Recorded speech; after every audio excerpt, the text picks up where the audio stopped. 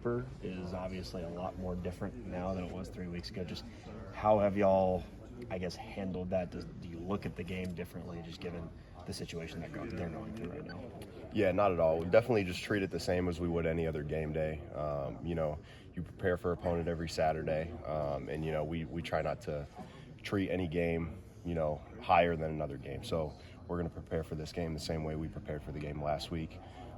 Give it our all with the game plan and come in, and we're going to work hard every day at practice and just make sure that we're prepared for the game. So.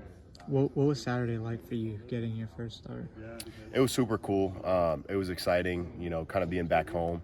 I had a lot of my family was there. My dad was able to make it, which he's not able to make it to many. So that was super cool for me. And like I said, just being back home it added a lot to it. Just I had a great time. I couldn't really imagine it being any other way. Couldn't have drawn it up better. So. What advice did your dad give you going into the game, and what feedback did he give you afterwards? I think he just, he said, you're prepared. You prepare during the week. Just go out there and have fun. That's the biggest thing, give it everything you got and, look back at the end of the game and you'll see, whatever the scoreboard looks like, but just know that you don't leave anything out there. Just know that you gave it your all. So. What's been the process of just the green dot and going through, those reps of just, getting the checks and getting the calls is, I would imagine, just as important as the physical reps. Yeah, no doubt. In terms of the green dot, Coach Wallace and Coach Parker do a great job of utilizing that throughout camp. And so, whether you're taking reps with the ones and twos, wherever you're taking reps at the mic, you'll have that at practice. So you get good practice with that. So, going into the game, it really wasn't an issue in terms of the green dot. And then just, what else did you have there? Sorry. That feels like just as important as physical reps of just being able to process, okay, here's the call, communicating it where you need to. Yeah, no doubt. Like I said, they do a great job of working with that through the week. So it's not really a whole lot different than how we prepare throughout the week. He's able to give you a couple extra reminders in the headset, which is nice. But I would say they do a pretty good job of preparing us for that. So. What's it been like having Tevin here this season? It's been awesome. It's been super cool. I love seeing him on the sideline during the games. He gets super juiced up, when the offense makes a play, when we make a play. So I always give him a high five, give him a little chest bump, which is cool. It's been super special having him here, and just, I see him come in and work every day. He's been doing a great job, working super hard. So I'm excited for him and excited to see where he can take this. So it's been awesome. I think he had a chance to go walk on, was it SDSU or something like that? What were those conversations before he decided he wanted to come to the family school? Yeah, I think, he definitely had some opportunities to go play at some cool places, but the way we grew up, my dad being a football coach at big time college football programs, Oklahoma, Michigan, places like those. I think where he was kind of at was, if I'm going to play, I want to play somewhere that's one of those big time schools, because I think that's always kind of been a little bit a dream of his. But unfortunately, it didn't work out that way. He obviously could have played at some of those other places, but he was like, you know what, I can get in, start working some of the coaching stuff at Iowa. And I think he's loved that, and I think he's been happy with that decision. So, is there anything you learned about yourself from the game on Saturday? No, I think, it's a deep question. Yeah. No, you're good. I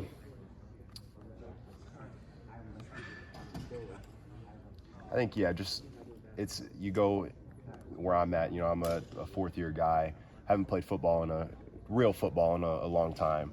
So I think getting back out there and just knowing that, hey, I can do this. You get used to tackling again. You don't really tackle at practice during the week often. So getting back into real football mode, and having that confidence again that, all right, I'm good. I can do this. This is what I practice for. So I'd say that'd probably be the biggest thing. How long does that, I don't want you come out with confidence. So how long did it take for you to settle in on Saturday to get that realization, I guess, so to speak? It gets real pretty quick. You got first play, you got O lineman coming at you, you got running backs coming at you, so it hits you pretty quick, and then you're like, all right, we're in it, and then you just kind of, you don't think about it, you just, it becomes instinct, and you just keep going. So, I'd say it didn't take too long. Your dad started many games at Kinnick. You're going to be able to start your first game at Kinnick this weekend. What's that mean to you? Yeah, it's awesome.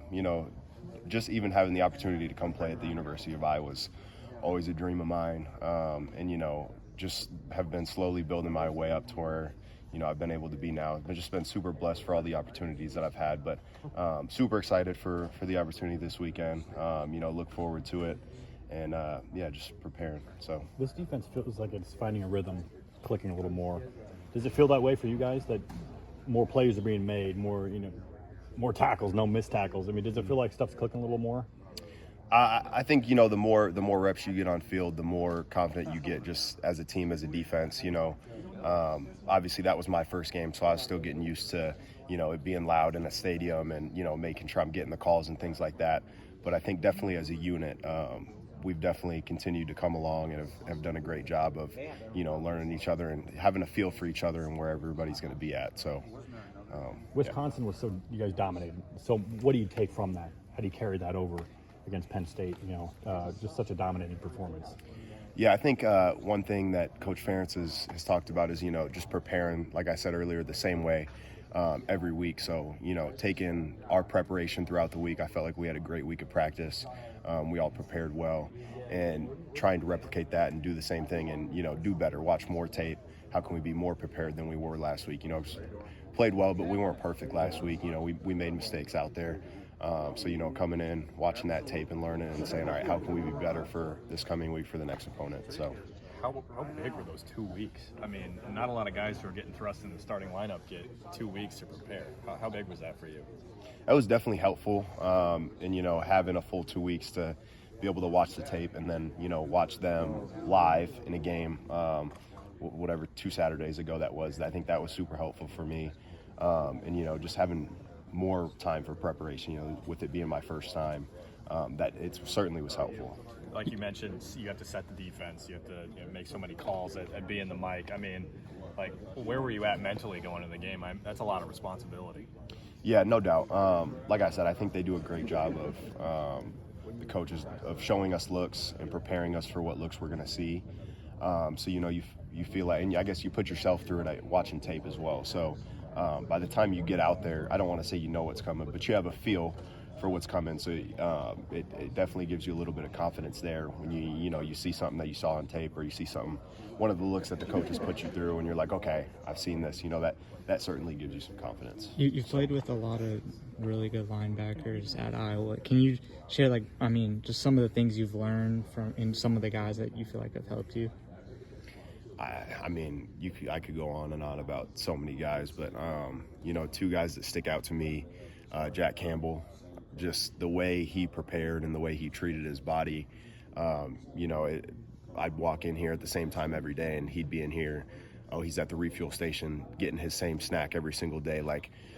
I think just the way his routine, that's one huge thing I took away from him. And then just seeing how hard he worked on the field and how he led, that was huge. And then I think Jay Higgins is, another phenomenal example. You probably can't get much better than those 2 guys, but learning behind him and seeing, again, how he prepared, the amount of tape he watched, how he broke things down, those were huge in my learning process, I feel. And, again, both of those guys were unbelievable players. And you could even talk about a guy like Kyler Fisher last year, who may not be as big of a name guy, but that guy will come out and bust his ass on special teams, every rep, whether we're in individual drills, team, whatever it was, that guy was going 110%. So I think I've had amazing guys to learn behind, and throughout my career, and still continue to. Jayden Harrell's, we work together all the time, just building off each other and throwing ideas off of each other. So it's a great culture in the linebacker room, I feel like. It seemed like